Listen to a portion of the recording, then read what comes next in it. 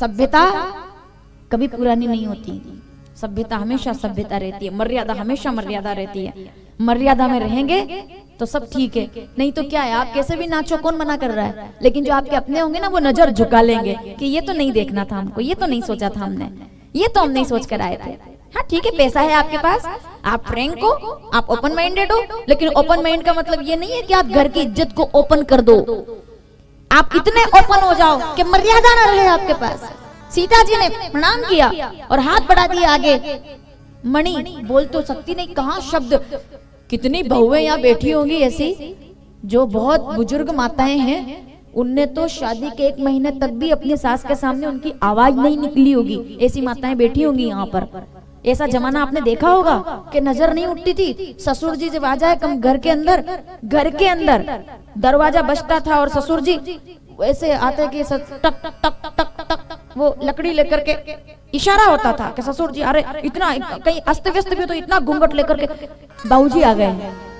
सम्मान था, रिश्ते थे, इज्जत थी, सब कुछ अच्छा था, सम्मान था, रिश्ते थे, इज्जत थी, बंदगी थी।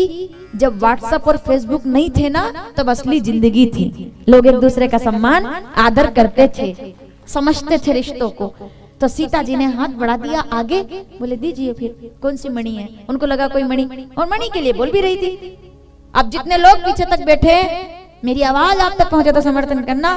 वो कहते सीता, क्या मैं तुम्हें सोना चांदी हीरे मोती नहीं दूंगी, मैं मणि दूंगी। तो सीता जी ने हाथ बढ़ाया तो कौशल्या जी ने राम जी का हाथ पकड़ा और हाथ पकड़ करके सीता जी के हाथ को थमाते हुए कहा कि मेरे जीवन की यही अमूल्य आज से तुम्हारी हुई, मेरा अब इस पर तुम्हारा अधिकार है। क्या बात है, इसको कहते हैं अयोध्या का परिवार। समझे क्या बोली वो माता कौशल्या, मेरा राम तुम, इससे बढ़िया मुंह दिखाई और क्या होती, मेरा राम तुम्हारा, ये अधिकार तुम्हारा, ये राम तुम्हारा हुआ। सीता जी मुस्कुरा दी, यहीं से पता चल गया कैसे परिवार में आई हूं। तो राम जी ने प्रणाम किया अब सुमित्रा जी को, माताओं सावधान।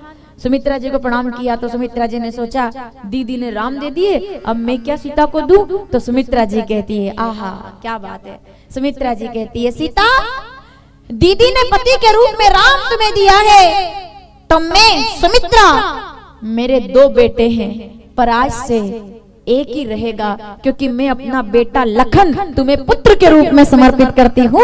आज से मेरा बेटा तुम्हारा हुआ, लक्ष्मण पर अब मेरा कोई अधिकार नहीं, वो बेटा तुम्हारा हुआ, अब तुम उसे बेटे समान मानो। और बिना प्रमाण के नहीं बोल रही हूँ मैं, रामचरितमानस अयोध्या कांड 73वां दोहा, सारी चौपाइयां पढ़ लो आप, कि जब वो जाकर कहते हैं, चलो इस पे आगे बात करेंगे, कि तात तुम्हार मात बेदेही, इस चौपाई को आगे सुनना और फिर देखिएगा कि क्या क्यों कहा ये बात। बोले लखन तुम्हारा हुआ, बेटा हुआ तुम्हारा, ये लखन। सीता जी मुस्कुरा दी कि क्या परिवार है? इतना इतना सामंजस्य करने वाला परिवार। कैकेयी को प्रणाम किया राम, माँ राम बहुत प्रेम करती थी कैकेयी, बहुत। बचपन में कौशल्या जी की गोद में कभी राम जी ने भोजन नहीं किया, कैकेयी की गोद में जिद करके बैठते थे और भोजन करते थे।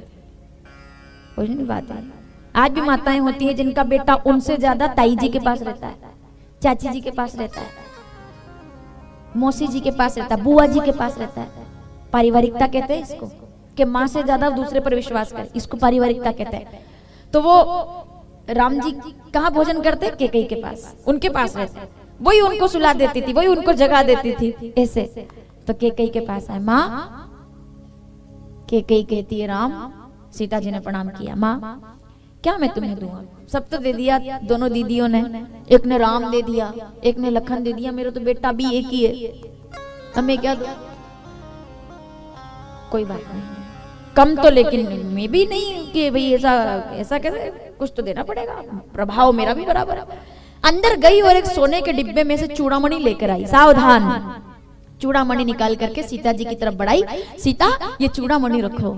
माँ ये बोले ये चूड़ामणि कोई सामान्य नहीं है, इसे अपने बालों में लगाओ, अपने सिर पर धारण करो, क्योंकि ये चूड़ामणि राजा दशरथ जब युद्ध करने गए थे देवराज इंद्र का सहयोग करने के लिए, तब मैंने 2 उंगल वो पहिए में, जानते हो ना आप, वो रथ टूट रहा था तो 2 उंगल मैंने स्वयं उसमें लगा करके पहिए को रोका था। तब देवराज इंद्र प्रसन्न हुए थे और उनकी पत्नी को इशारा किया, तो पत्नी ने, इंद्र की पत्नी शची ने मुझे चूड़ामणि देकर के कहा था कि रानी ये चूड़ामणि चमत्कारिक चूड़ामणि है, ये चूड़ामणि जिस भी राजा के राज्य में रहेगी उस राजा के राज्य को भगवान भी नहीं हरा पाएंगे। अब केवल शब्दों पर ध्यान मत देना, आप फिर समझना, जब तक ये चूड़ामणि किसी राज्य के राजा के राज्य में रहेगी तब तक भगवान भी उस पर आक्रमण नहीं करेंगे। चूड़ामणि लगा ली सीता जी ने सिर में। चूड़ामणि के साथ ही 27 वर्ष के जब भगवान राघवेंद्र सरकार हुए तो हो गया वनवास। सारे गहने उतार दिए लेकिन चूड़ामणि उतारना भूल गई। उसी चूड़ामणि के साथ जंगल में चली गई, उसी चूड़ामणि के साथ हरण हो गया, उसी चूड़ामणि के साथ माता सीता पहुंच गई लंका। तभी तो प्रभु मुद्रिका मेली मुख माही। ऐसा क्या था कि जब संपाति ने कह दिया था कि सीता जी अशोक वाटिका में बैठी है तो डायरेक्ट राम जी को भुजाओं पर बिठाकर नहीं ले जा सकते थे क्या? कांधे पर 2 वीर उठाकर चले वीर हनुमान, राम लक्ष्मण जी को कंधे पर बिठाकर ले गए थे ना सुग्रीव से दोस्ती कराने, तो वैसे ही बिठा करके लंका चले जाते। राम जी से कह देते कि वध कर दो रावण का, यही तो बात थी। क्या जरूरत थी इतनी लीला करने की? पहले खुद क्यों गए? क्योंकि राम जी ने कहा था कि बेटा जाओ पहले मुद्रिका देकर आओ और माता जी का आशीर्वाद चूड़ामणि लेकर आओ, क्योंकि जब तक चूड़ामणि मेरे पास नहीं आएगी तब तक मैं भी रावण का वध नहीं कर पाऊंगा, क्योंकि माँ ने आशीर्वाद दिया है।